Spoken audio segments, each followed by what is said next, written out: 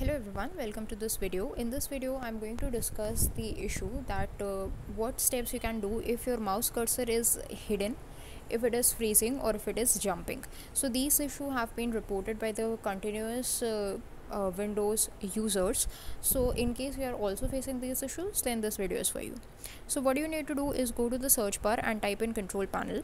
Now in case your control panel doesn't look like this, then you need to make sure that you are in this view by and change this option to large icons or small icons.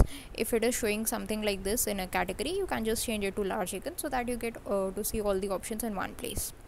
Then simply click on mouse to bring up the dialog box of the mouse. The first step we are going to fix is for the hide mouse cursor option. So go to the pointer options and make sure this option that says hide pointer while typing, that is unchecked, and once you have unchecked, just click on OK, so as to make sure that the changes have been fixed.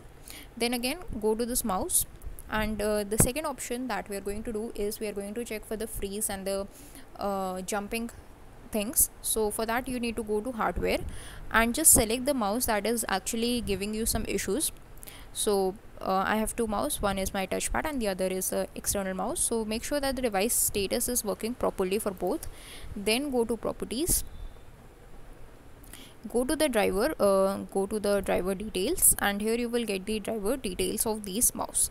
And if you see that it is not of Microsoft Windows or not copyrighted by Microsoft Corporation, then you can simply just uninstall these drivers, and that should solve your issue.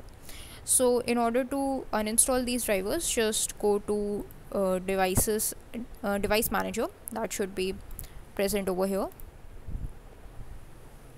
and here go to mice and other pointing devices, expand it, go to the mouse, right click and update driver, search automatically for drivers, that should search automatically for drivers and install your latest drivers and fix the issue. That's it for this video. Thanks for watching.